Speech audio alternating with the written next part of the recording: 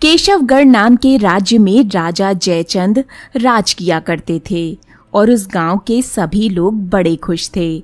लेकिन कुछ दिनों से राज्य में एक अजीब प्रकार का डर फैलने लगा। गांव के किनारे जंगल के बीचों बीच एक पुरानी हवेली थी, जिसका नाम लेते ही लोगों का दिल दहल जाता था।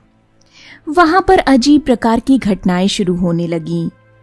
वहां रात में अजीब और रूह कपा देने वाली आवाजें गूंजने लगती हैं। अरे श्याम भाई, सुना तुमने? कल रात फिर हवेली से वो भयानक आवाजें आ रही थी। इस बार तो जैसे कोई जंजीरें घसीट रहा हो। आवाज इतनी तेज थी कि मेरे घर के बर्तन तक हिलने लगे। मेरी तो रूह कांप गई, हिम्मत ही नहीं होती खिड़की से बाहर झांकने की।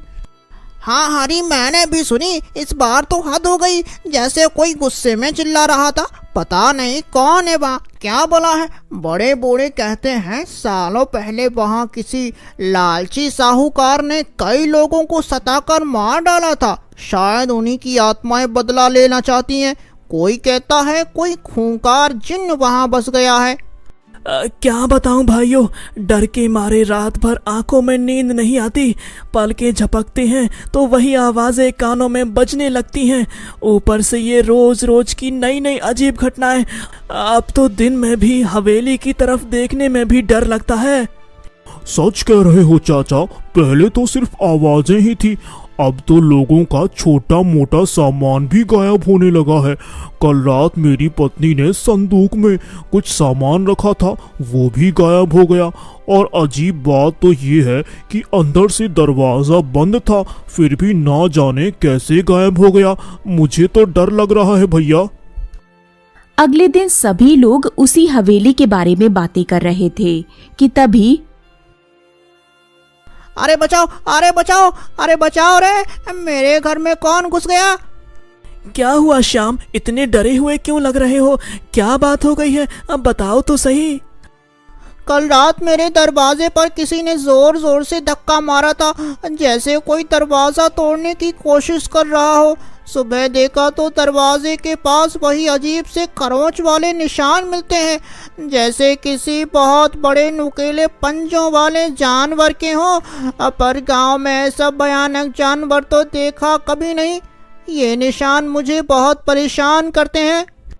मेरा तो कल रात आंगन में रखा थोड़ा अनाज गायब हो गया और दरवाजे पर वैसे ही गहरे खरोंच के निशान थे। बड़ी चिंता की बात है, घर में खाने को वैसे ही कमी है, ऊपर से ये रोज का नुकसान। समझ में नहीं आता है कौन है जो हम गरीबों को सता रहा है। जरूर ये उसी हवेली वाले अदृश्य साए का काम है। वो अब खुलकर गांव में घूमने लगा है। पहले आवाजों से डराया, अब सामान ले जा रहा है, निशान छोड़ रहा है, दरवाजे पीट रहा है। हमें फौरन राजा जी से मिलकर मदद मांगनी चाहिए, वरना वो एक एक करके सबको उठा ले जाएगा। हाँ, अब तो महाराज ही कुछ कर सकते हैं, पर क्या वो इन भूत प्रेत की बातों पर यकीन करेंगे? अरे यकीन क्यों नहीं करेंगे, जब गांव के लोग इतने परेशान हैं। चलो चलो कल सुबह ही दरबार चलते हैं। महाराज, गांव वाले बहुत ज्यादा भयभीत हैं। गांव के बाहर वाली पुरानी हवेली से आती डरावनी आवाजें अब और बढ़ गई हैं। गांव में हो रही रहस्यमयी घटनाओं से सब परेशान और आतंकित हैं। लोगों का सामान लगातार गायब हो रहा है, अजीब निशान मिल रहे हैं और कुछ लोगों ने रात में हवेली के आसपास अजीब रोशनी देखने का भी दावा किया है। गांव में सभी लोग इतने ज्यादा डरे हुए हैं कि कोई दिन में भी उस हवेली के पास तक नहीं जाता और शाम होने के बाद कोई भी अपने घरों से बाहर नहीं निकलते। रात में भी डर के मारे नींद नहीं आती लोगों को। मंत्री जी, ये स्थिति सच में बहुत गंभीर होती जा रही है। प्रजा का भय दूर करना और उनकी रक्षा करना हमारा कर्तव्य है। लेकिन आपने जो गुप्तचर भेजे थे उनका क्या हुआ? महाराज 2 गुप्तचर भेजे थे, पर वे हवेली के पास तक जाने की हिम्मत नहीं जुटा पाए। उनका कहना है कि वहां हवा में एक अजीब सी ठंडक और भारीपन महसूस होती है और आवाजें इतनी भयानक है कि कलेजा मुंह को आता है। एक गुप्तचर ने तो दूर से किसी हिलती हुई परछाई को भी देखने का दावा किया है। वहां किसको भेजा जाए, कौन वहां जाने की हिम्मत रखेगा, कुछ भी समझ में नहीं आ रहा है महाराज। अब हम क्या करें? ये मामला बहुत पेचीदा होता जा रहा है। आप स्वयं जाकर स्थिति का जायजा लीजिए और गांव वालों को धीरज बंधाइए। पता लगाइए कि इसके भय के पीछे का सत्य क्या है। सभी गांव वालों को हिम्मत दिलाओ और उनके डर को खत्म करो। हाँ मंत्री जी, शीघ्र पता लगाइए। मेरा मन बहुत बेचैन हो रहा है। मुझे अपनी पुत्री राजकुमारी की बहुत चिंता हो रही है। महल के आसपास और विशेषकर राजकुमारी के कक्ष के बाहर सुरक्षा 2 गुनी कर दीजिए। रात में पहरेदारों की संख्या भी बढ़ा दीजिए। न जाने ये कौन सी बला गांव पर और अब महल के करीब आ पड़ी है। माँ आजकल बहुत चिंतित रहती है। क्या गांव में सचमुच कुछ भयानक हो रहा है? कौन घुस आया है गांव में? राजकुमारी, आप चिंता ना करें। ये कोई मामूली चोर है जो लोगों का सामान चुरा रहा है। तुम्हें कुछ नहीं होगा। वो चोर राजमहल को छू भी नहीं सकता। मैंने बहुत कड़ा पहरा लगा दिया है। तुम अपने कक्ष में जाकर आराम से सो जाओ बेटी। राजकुमारी जाकर चुपचाप सो जाती है। जब राजकुमारी अपने कक्ष में रो रही थी कि तभी उसे कुछ दिखाई देता है। ये कैसी आवाजें आ रही हैं? आखिर इतनी डरावनी आवाजें किसकी हो सकती हैं? अरे अरे अरे, कौन है वहां खिड़की के पास? बाहर जाकर देखती हूँ। जब राजकुमारी ने बाहर जाकर देखा तो राजकुमारी सन्न रह जाती है। ये अजीब सी खरोंच के निशान किसके हैं? मुझे तो बहुत डर लग रहा है। लगता है वो अब राजमहल में भी आ गया है। अरे कोई बचाओ मुझे, कोई है? माँ, पिताजी, मुझे बचाओ। तभी वहां पर सभी आ जाते हैं। क्या हुआ बेटी? हम सभी यहाँ पर हैं। सैनिक भी यहाँ पर है। पिताजी, मुझे बहुत डर लग रहा है। मुझे अजीब सी डरावनी आवाजें सुनाई देती हैं। मुझे लगा जैसे कोई मेरी खिड़की के बाहर खड़ा था, एक लंबी सी परछाई। राजकुमारी, आप व्यर्थ चिंता ना करें। हो सकता है हवा से पेड़ की डालियां हिली हों। आप महल में सुरक्षित हैं और हमने आपकी सुरक्षा के लिए बहुत बड़े इंतजाम किए हैं और हम इस डर को पूरी तरह खत्म कर देंगे। पुत्री, तुम चिंता मत करो। तुम महल में पूरी तरह सुरक्षित हो। बस तुम अपने कक्ष से बाहर मत निकलना और खिड़कियां ठीक से बंद रखना। गांव में डर किसी महामारी की तरह फैल चुका था। रहस्यमय तरीके से चीजों की गायब होने की घटनाएं अब और बढ़ गईं और हर बार अपराधी बिना कोई सुराग छोड़े गायब हो जाता था, सिवाय उन भयानक खरोच वाले निशानों के। गांव में एक नई अफवाह फैली कि रात में नदी किनारे किसी ने आग के गोले नाचते देखे हैं। हे भगवान, मैं तो लुट गया रे। मैं बर्बाद हो गया। क्या हुआ दीनू भाई, क्यों रो रहे हो? आज रात तो मेरी बची कुची जमा पूंजी जो मैंने बड़ी मेहनत से बचाकर एक पुरानी पोटली में बांधकर लकड़ी के संदूक में रखी थी, वो भी चोरी हो गई। घर का ताला भी नहीं टूटा, संदूक भी वैसे का वैसे ही बंद था। ये कैसे हो गया समझ में नहीं आता। ये करने वाला अंदर आता कैसे है और जाता कैसे है? जरूर ये कोई मायावी शक्ति है। पिताजी, आप हिम्मत रखिए। मुझे अब पक्का यकीन हो गया है कि यह किसी भूत प्रेत या मायावी शक्ति का काम नहीं है। कोई बहुत ही शातिर और चालाक इंसान है जो हमें इन सब बातों से डराकर हमारा ध्यान भटकाकर अपना उल्लू सीधा कर रहा है। वो जानता है कि डर में इंसान की सोचने समझने की शक्ति कम हो जाती है। पर बेटा रामू, बिना ताला तोड़े बंद संदूक से चोरी कैसे हो सकती है?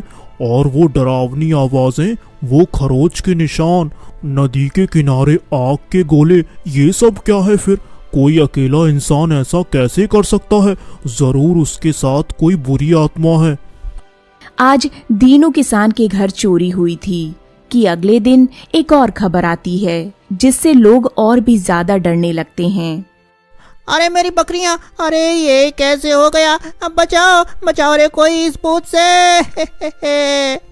अब आपको क्या हो गया श्याम, क्यों इतना शोर मचा रहे हो?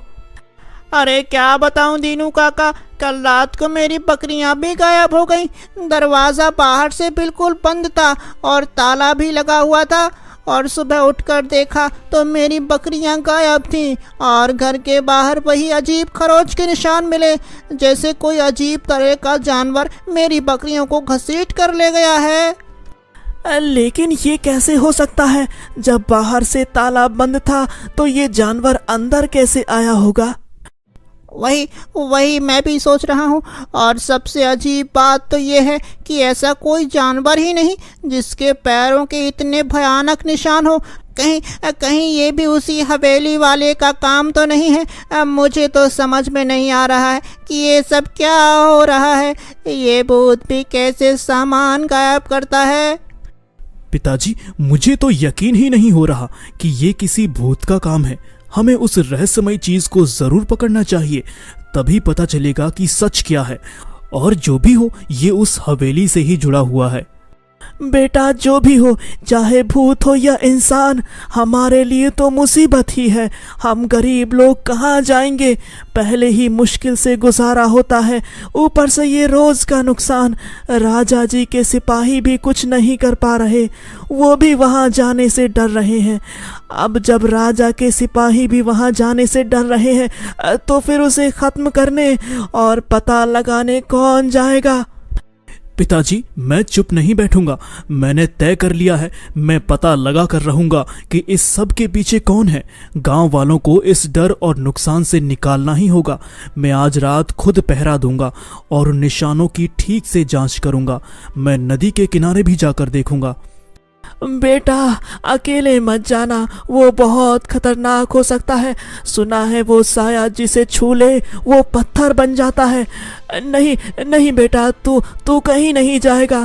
तेरे सिवा मेरा कोई भी नहीं है। अगर तुझे कुछ हो गया तो मेरा क्या होगा? तू क्यों अपनी जान जोखिम में डाल रहा है बेटा? पिताजी, अगर वहां सैनिक भी नहीं जा रहे और कोई गांव वाला भी वहां जाने की हिम्मत नहीं रखता तो फिर वहां जाएगा कौन? ऐसे तो हम सब डरते रह जाएंगे और सब कुछ गायब हो जाएगा। अब मुझे ही वहां जाना पड़ेगा, तभी इस समस्या का समाधान होगा। नहीं रामू, वहाँ अकेले जाना ठीक नहीं। हम 2-4 साथ चलेंगे। जब वो इतना कुछ कर सकता है, सब कुछ गायब कर सकता है, तो वो तुम्हें भी नुकसान पहुंचा सकता है। लेकिन जब हम साथ होंगे तो हमें हिम्मत मिलेगी।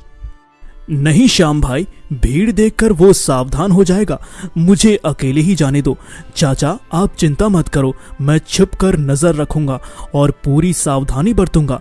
डरने से काम नहीं चलेगा, सामना करना ही होगा।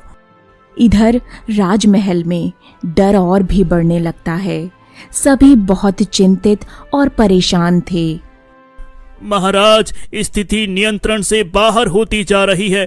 मैंने गुप्तचरों से दोबारा जांच करवाई, पर हवेली के पास जाने की हिम्मत कोई नहीं कर रहा। रात में वहां अजीब नीली रोशनी दिखने और पेड़ों के जोर जोर से हिलने की भी बातें सामने आई हैं महाराज, जबकि हवा बिल्कुल शांत होती है। हमारे सिपाही भी वहां जाने से कतरा रहे हैं। कहते हैं वहां सच में कोई बुरी शक्ति है जो किसी को पास नहीं आने देती।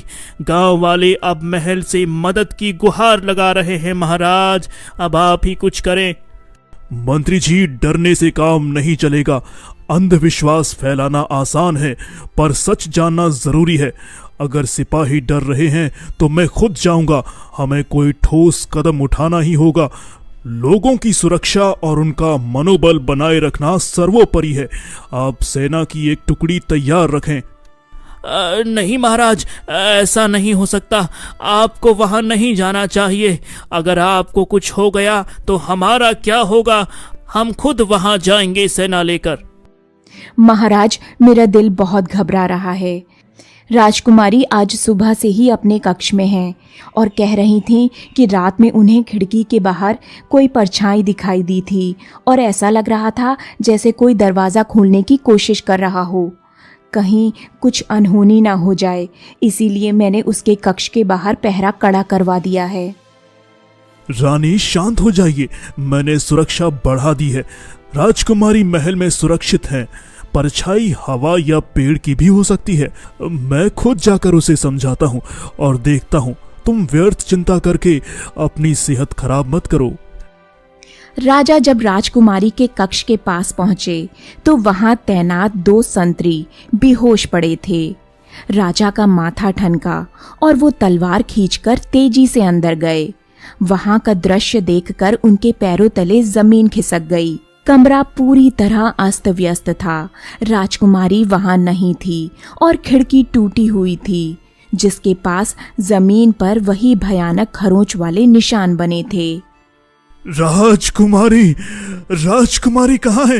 मंत्री, सेनापति, कोई राजकुमारी को उठा ले गया है। अनर्थ हो गया। मेरी बेटी को मुझसे कोई छीन ले गया।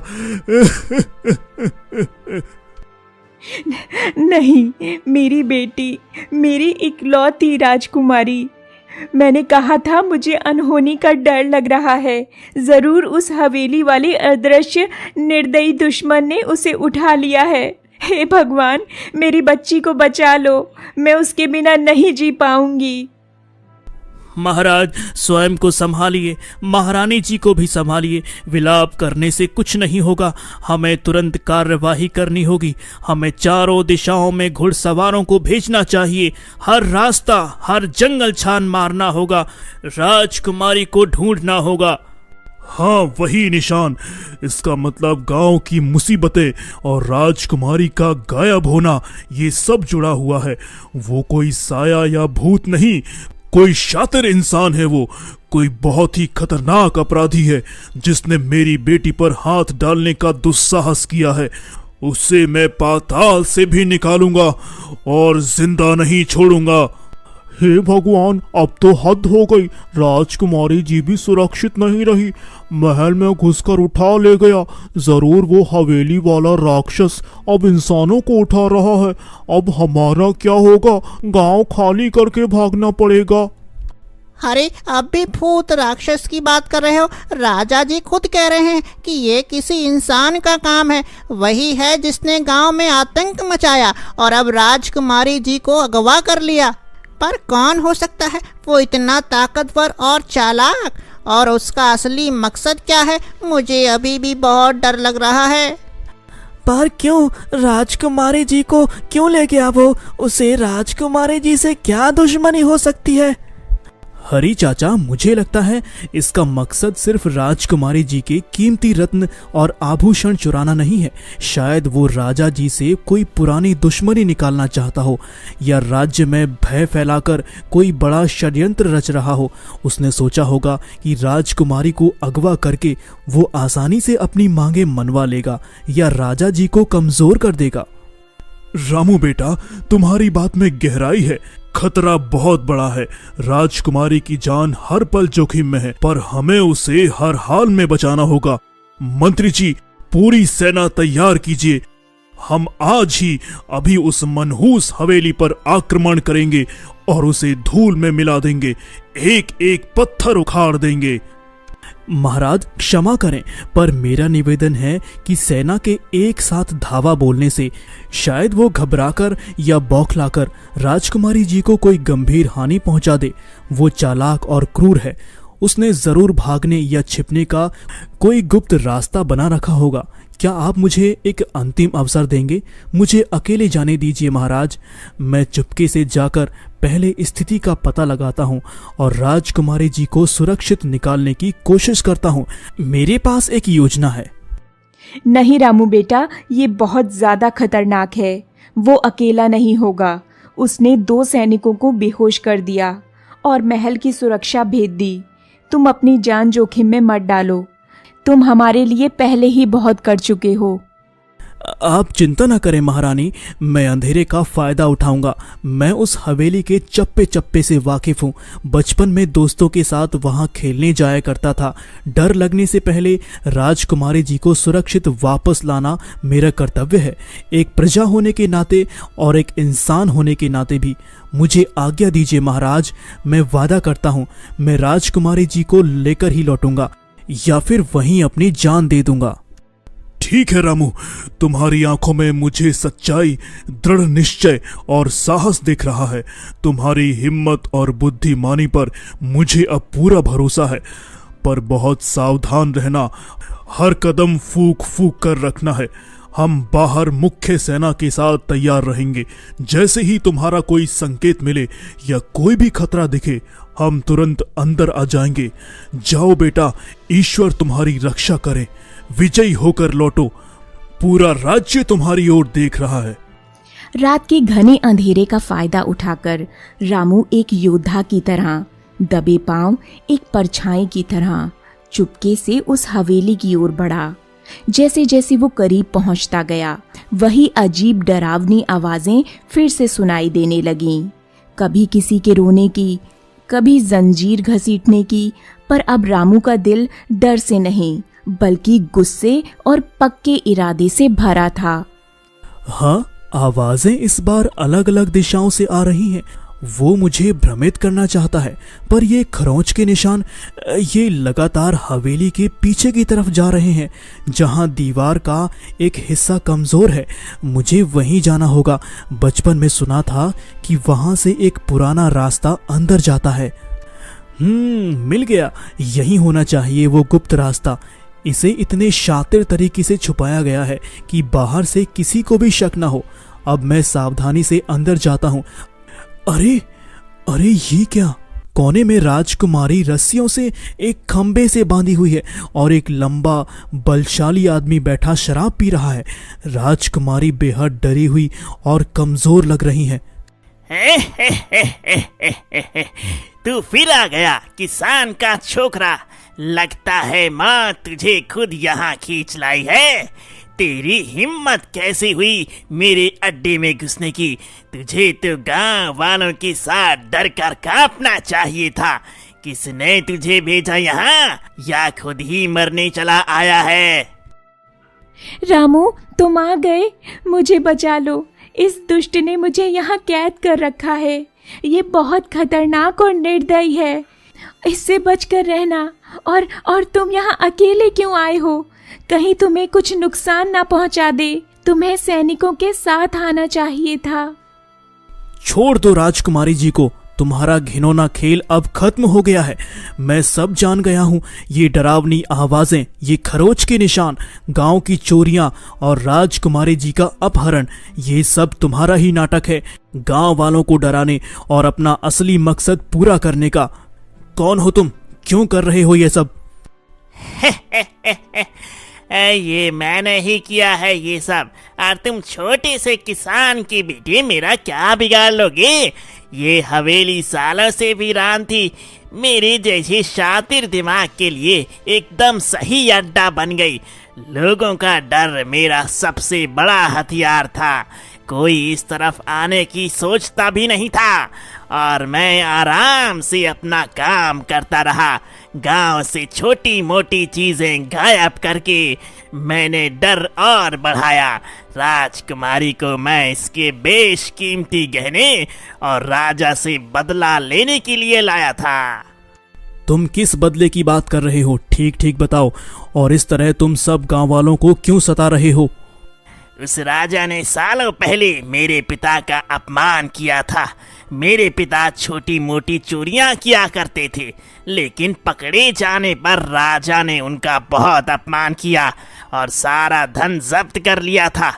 मैंने ठान लिया था कि अब मैं राजा के घर से सबसे बेशकीमती गहनों की चोरी करूंगा, पर अब लगता है तूने सब गड़बड़ कर दिया। अब मैं इसे जिंदा नहीं छोड़ूंगा। अगर ये बाहर गई तो मेरा राज खुल जाएगा और तू भी यहीं इसके साथ जिंदा दफन होगा। कोई निशान तक नहीं मिलेगा। समझा? लोगों को डराकर, उनकी मेहनत की कमाई छीनकर और राजकुमारी जैसी निर्दोष को कष्ट देकर तुम सोचते हो तुम बच जाओगे? तुम्हारा अंत निश्चित है। अगर तुम में जरा भी हिम्मत है, असली मर्द की तरह मुझसे लड़ो। छिपकर वार करना कायरों का काम होता है। वहां पर दोनों की लड़ाई शुरू हो जाती है। रामू चोर के पैर पर वार करता है, जिससे उसका संतुलन बिगड़ जाता है और वो गिर पड़ता है। रामू तुरंत उसकी तलवार छीन लेता है और उसे वहीं बांध देता है। रामू, तुमने मुझे बचा लिया। तुम सच में बहुत बहादुर, बहुत हिम्मत वाले और बहुत ही बुद्धिमान हो। मुझे विश्वास नहीं हो रहा कि मैं यहाँ से जिंदा बच पाई हूँ। अगर तुम यहाँ नहीं आते तो ये दुष्ट मुझे जान से मार देता। ये मेरा फर्ज था राजकुमारी जी। ईश्वर का लाख लाख शुक्र है कि आप सुरक्षित हैं और इस दुष्ट को सजा मिलनी चाहिए। चलिए, अब यहाँ एक पल भी रुकना ठीक नहीं। महाराज और महारानी जी आपकी चिंता में पल पल मर रहे हैं। रामू जल्दी से राजकुमारी की रस्सियां खोलता है और उन्हें सहारा देकर उस गुप्त अंधेरे रास्ते से बाहर लाता है। बाहर राजा, रानी, मंत्री और पूरी सेना बेसब्री और चिंता से इंतजार कर रही थी। गांव वालों का चुराया हुआ सारा सामान, अनाज, पैसे और राजकुमारी के सभी गहने भी मिल गए। रामू बेटा, तुमने तो आज वो कर दिखाया जो मेरी पूरी सेना ना कर सकी। तुमने ना सिर्फ मेरी बेटी और राज्य की इज्जत बचाई, बल्कि पूरे गांव को इस भयानक डर और उस दुष्ट अपराधी के वर्षों पुराने आतंक से हमेशा के लिए मुक्त किया है।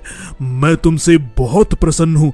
शब्द नहीं है मेरे पास तुम्हारा आभार व्यक्त करने के लिए। आज तुमने साबित कर दिया कि असली शक्ति बाहुबल में नहीं, साहस, बुद्धि और नेकियत में है। हाँ बेटा, तुमने हमारी लाज रख ली। तुमने मेरी बेटी को नया जीवन दिया है। आज तुमने साबित कर दिया कि वीरता महलों या ऊंचे कुल में जन्म लेने से नहीं आती, बल्कि नेक इरादों और हिम्मत वाले दिलों में बसती है। तुम सच में इस राज्य के नायक हो। ईश्वर तुम्हें लंबी आयु दे। मेरा बेटा, मेरा रामू, आज मेरा सीना गर्व से 10 गुना चौड़ा हो गया। तूने हम सब गरीबों का मान रख लिया। तेरे जैसा बेटा सबको दे भगवान। रामू भैया, तुमने तो हमें बचा लिया। अब हमें किसी भूत या साए से डरने की जरूरत नहीं। वो तो एक मामूली अपराधी निकला जिसे हमारे रामू ने आज जड़ से उखाड़ फेंका। रामू ने हमें सिखाया है कि हिम्मत, एकता और सच्चाई से बड़ी कोई ताकत नहीं है। रामू, तुम्हारी इस बहादुरी, बुद्धिमानी और निस्वार्थ सेवा के लिए मैं तुम्हें राज्य का सबसे बड़ा पुरस्कार देना चाहता हूँ। मांगो, तुम क्या मांगना चाहते हो? महाराज, राजकुमारी बच गई, राज्य का और लोगों का भला हुआ और आप सबने मुझे सम्मान दिया। यही मेरे लिए सबसे बड़ा पुरस्कार है।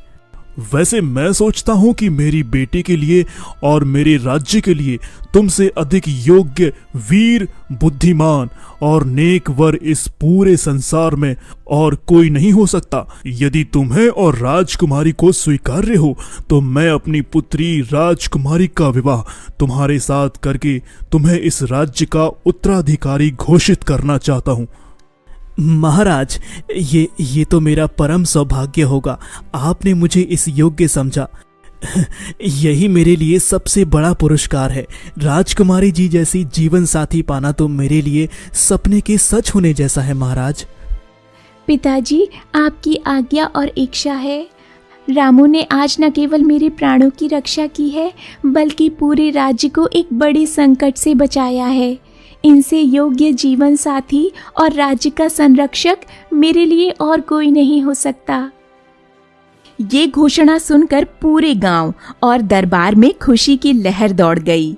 राजा ने कुछ ही दिनों में बहुत धूमधाम से भव्य समारोह में राजकुमारी का विवाह किसान के बेटे रामू से कर दिया और उसे युवराज घोषित किया।